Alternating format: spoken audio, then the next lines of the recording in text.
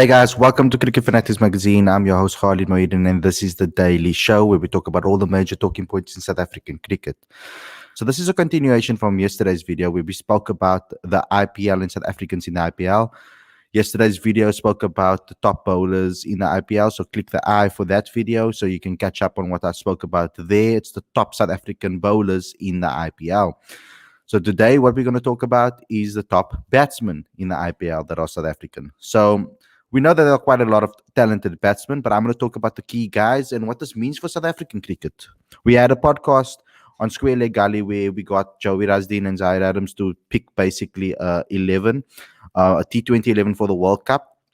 If you go to that video right now, we have in the comments pinned my starting 11 there and their starting 11 as well. That's pinned in the comments. So you can go have a look at that video to check that out. So I think that from my point of view, that this particular tournament is very important for the South Africans to get some form, to show what they are capable of. And the guys that are in this particular tournament are guys that are trying to show that they have what it takes to still be a part of the South African setup. So let's start with the main guy first and foremost, and that is Quinton de Kock. Quinton de Kock is the first person on everybody's team sheet, and I don't think there's anything that people would say against that statement. So yeah, we're gonna have to see what he can do in this year's IPL, and it's very exciting for us to be able to see him perform and to see our South African players back in action. We've obviously had the opportunity to see England and Pakistan and Australia and all of these other teams and West Indies play, and obviously we saw them in action, but we didn't have an opportunity to see South Africans in action besides the 3TC, which a lot of people don't think that was the real cricket. Quinton de Kock is an unbelievable batsman, and he helped the Mumbai Indians to lifting the trophy last season. He was their top scorer, and he was really a phenomenal player for them throughout the season, very consistent. And we all know, amazing batsman, an average of 30, a strike rate of 131. I think particularly he's improved in the T20 game a lot more as he grew older, and he's learning how to play the game a lot better and more effectively. The next person to talk about is Faf Duplicity. So Faf Duplicity is someone that is respected in the Proteas setup. I think he's very underrated in the T20 format. On the Chennai Super Kings' hunt for the title in 2018, he was very pivotal in that. He kind of has the ability to be able to strike at a decent rate and allow players around him to stand out, especially the big strikers of the ball. He really supports them very well. So even in that number 3 position for the Proteas would be a perfect place for him to come in and just solidify the team if there is a wicket that fell. So Faf Duplicity, obviously very talented, very underrated in the IPL setup, and I think he's going to be very important in their campaign. Now, in the IPL, generally speaking, he doesn't really play in every single game. Obviously, with regards to balancing the side, they'll pick around that. We'll have to see what they do this time around. Just to remember as well, the IPL is in Dubai. The World Cup will be in India, so they're not really going to get we can't really say that they're going to get experience from that point of view because Dubai has very different conditions to India. Another guy that we have to talk about is AB de Villiers, the main guy in the IPL. I think other than Virat Kohli, this is a big name player, one of the biggest players in the IPL in their history, and one of the most famous players in the IPL. Other than Virat Kohli, I think AB de Villiers comes in right behind Virat when it comes to ability in the T20s and ability in IPLs. It's funny enough, they are in the same team. So actually ultimately they have the 2 best T20 batsmen in the world in the same team. So it's very clear that AB is going to be one of the top performers. Check his average, it's 39.95 at the strike rate of 151. So he has a phenomenal record, over 4,000 runs in the IPL. Now, Rajasthan Royals have never been able to win the title, regardless of the fact that they have these amazing players. They're hoping that obviously this time around they could do it. We spoke yesterday about it, that they have some interesting bowlers that have been brought into the equation. With before, they didn't really have a great bowling attack, and I think that's where they fell short.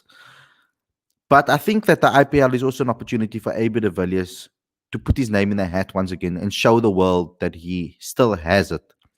And with talk from Mark Boucher and Graham Smith saying that if AB is in form and he does put his hand up, they will consider him for that World Cup squad. So maybe this is an opportunity for him to prove to the rest of the world that he's still in contention for that Proteas lineup. What do you guys say? Do you think that AB should come back to South African cricket? That you can let me know in the comment section below. So at this point, it's the perfect time for me to say subscribe if you haven't subscribed before, and click the notification bell, and also give us a like on this video. It really helps us fall into other people's feeds and recommended feeds. Next batsman that I want to talk about is David Miller. David Miller is another person that's kind of in the middle when it comes to fans. Certain fans love him, certain fans don't. Certain people don't think he needs to be in the Proteas lineup. Certain people say that he's a shoe-in straight away, first pick choice. So this is another opportunity for him to showcase his talent. I don't think in the last couple of IPL seasons he's really been at his best. He has been had a little bit of a dip in form recently, and we really want to see the Miller time, David Miller, back again. It's kind of David Miller's season to really show what he's capable of. And certain fans would say that it's his time now to give back to South Africa. Even though he hasn't performed as well as we know he can, he's been one of those players that have always been on some fans' radars. So we can see that he has a decent strike rate and a decent average in the IPL, but I think in the last few seasons he hasn't been as great. And maybe there's an opportunity for him to show selectors and show Mark Boucher that he still has that ability to be the lethal David Miller that we all know. We can speak about our averages of our all-rounders. Now, Chris Morris hasn't been on the, as we said yesterday, Chris Morris hasn't really been on the radar of the Proteas in the last couple of series. And this is another opportunity for him to showcase his talent. I know the IPL love him, and the players in India and the fans in India really love him as a personality and as a cricketer. So he's been quite successful as a batsman, as an all-rounder, if you're going to take it from that perspective. So obviously with an average of 27 and a strike rate of 157.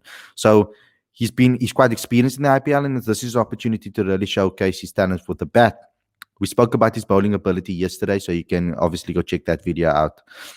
Another all-rounder that we have to talk about is Hardisville Yoon. Now, Hardis didn't really have much experience with regards to the IPL, so there's not a lot of stats or data for me to pick from when it comes to IPL performances. But what I did over here is I took his career stats, his overall T20 performances. He's had 125 games, only 590 runs, and an average of 14. So with the bat, he hasn't really showed his ability when it comes to the T20 format. So I think that when it comes to Hardisville Yoon, it's more about his bowling. I mean, obviously, I don't know if he would say something different about that or he feels so differently about that. But according to the stats, his average hasn't been that great with the bat. So I think that he's more of a bowling option or a bowling all-rounder option. Now, mind you guys, this is all well and good. We've given you this amazing stats about these batsmen and the South African batsmen that are playing in the IPL, but it's different conditions. And with the tournament being in Dubai, we don't really know what type of pitches are going to be created. We don't really know about what type of weather there is going to be in Dubai. I mean, obviously, we're going to have to check all of those things and see how that affects the pitches and the way they've produced the pitches and etc.